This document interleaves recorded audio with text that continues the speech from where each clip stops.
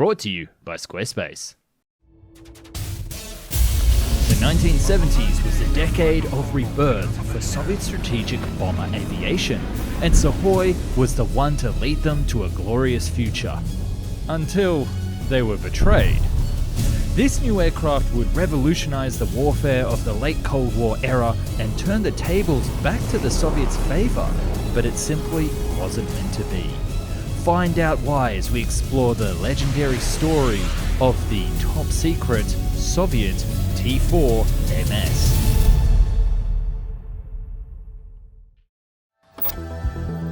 The late 1960s marked the start of an era in bomber aviation.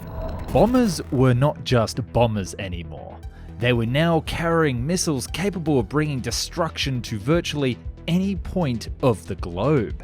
After many promising projects were abandoned on both sides of the Iron Curtain, thanks to the development of ICBMs, it wasn't until the paradigm of the Cold War changed that we saw a renaissance for bomber aviation. The US started early with the B-1 development right after the XB-70 concept was abandoned, and the Soviets soon followed after abandoning their own M50 program. 3 competitors were in the game for a new strategic bomber for the Soviet force. Tupolev, with the pedigree of this type of aircraft, with its Project 160. Masachev with the M20, and the unexpected player in this branch of the Air Force, the Sukhoi with the T-4MS. This Soviet aircraft would have been the tip of the spear, much like the B-2 Spirit is for the Americans. But you want to know why the B-2 happened over this project? The difference was a website. That's right, Lockheed knows all about Squarespace and used it to its full advantage. Just like you could be doing if you needed a website. Squarespace has plenty of great templates, and you can have a go building your own design with their powerful code-free builder. They also have built-in e-commerce tech to add products and start selling right away, inbuilt email campaign marketing that is easy to use, and their sites are already optimized for mobile phones, so you don't need to make multiple versions. Plus, when you click that link, you're actually supporting the channel by helping fund the animations and videos that you love so much, so it's a win-win. To get it, simply go to www.squarespace.com/found and get 10% off your first site and domain. And really, I do need to stress that this actually does help by clicking that link, and it helps me actually keep making these videos. So if you do need a website, then think Squarespace and think Found. Sukhoi entering the strategic bomber game was unusual, but their promising work on the T-4 bomber aircraft carrier Hunter had put them in a good spot for this race. But this wouldn't be the Soviet Union without a list of kind of ridiculous requirements for this new aircraft. It had to have a top speed of Mach 3, up to 18,000 kilometer range whilst flying subsonic, and 13,000 kilometers when flying supersonic, and it could carry a casual 45 tons of ordnance. Sukhoi's design was based off the T-4M, a modified T-4 Sotka with a variable geometry wings, developed to accommodate requirements set for the T-4 program, but it would soon prove to not be viable for this kind of project. They needed a new approach. The Soviets had been exploring the flying wing hybrid design for extreme speeds up to this point with aircraft concepts like the M25 or the DSB-LK, and Sukhoi would base its new design all around this idea.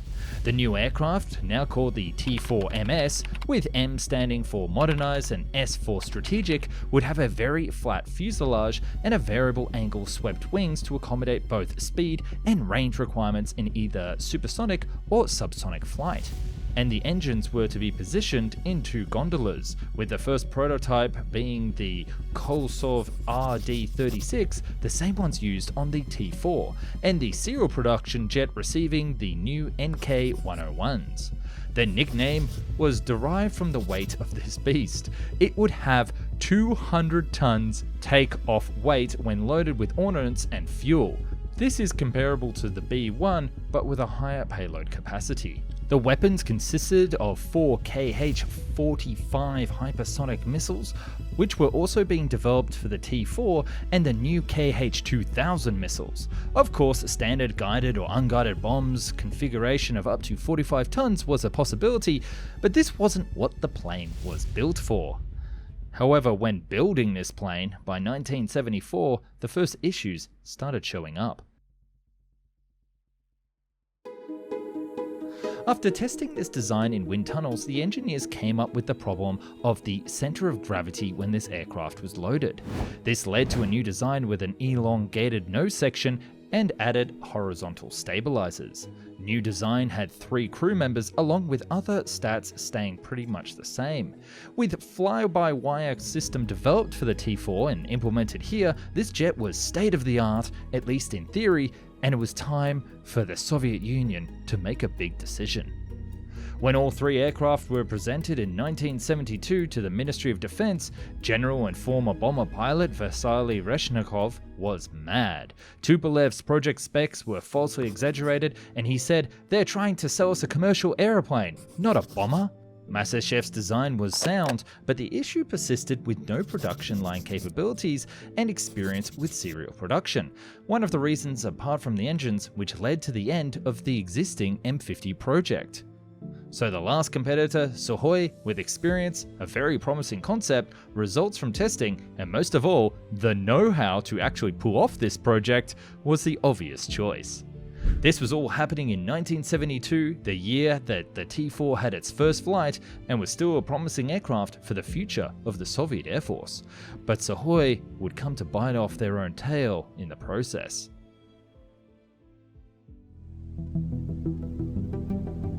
The Sukhoi Bureau was developing the Su-27 at the time, a direct answer to the new F-15 threat on the West, and the most potent fighter the Soviet Union had ever built. Along with this jet, the production lines were also occupied with the new Su-24 and a proposed Su-17 modification project. The Kazan aviation plant that they had operating at the time was at absolute full capacity, and stopping all those production lines to build a new supersonic bomber, the T-4 and the T-4MS, was not only insane and expensive, but also impossible, due to them producing a new generation of fighters at the exact same time for the Soviet Air Force. So the Chief of Staff of the Soviet Air Force, Kutakov, decided that Sukhoi was the winner of the contest and was about to be awarded, but all the documentation would be transferred over to Tupolev because they had the production capability for this type of project and a pedigree in bomber aviation, even though they had not won the contract. Tupolev, of course, had other plans. Instead of continuing the development of the T-4MS, Tupolev insisted on pushing forward with the Project 160, and you can already guess where this goes. It seems that they were so bitter about losing face in that existing competition against Sukhoi that they decided to pump out their own aircraft instead. After redesigning the Sukhoi aircraft and meeting the modified set of requirements, this led to the birth of the world's largest bomber to this day, the Tu-160. It proved to be an amazing aircraft in the end, but the question persists. Would the T-4MS be better and give the Soviets advantage in the Cold War? Luckily, we'll never know, and now we can just admire this crazy but beautiful design, another of the lost Soviet aircraft that never saw the light of day. Thank you so much for watching this video today, and be sure to check out the other Soviet projects that we have on the channel, like the M25, DSB-LK, or the T-4. I'll see you in the next video.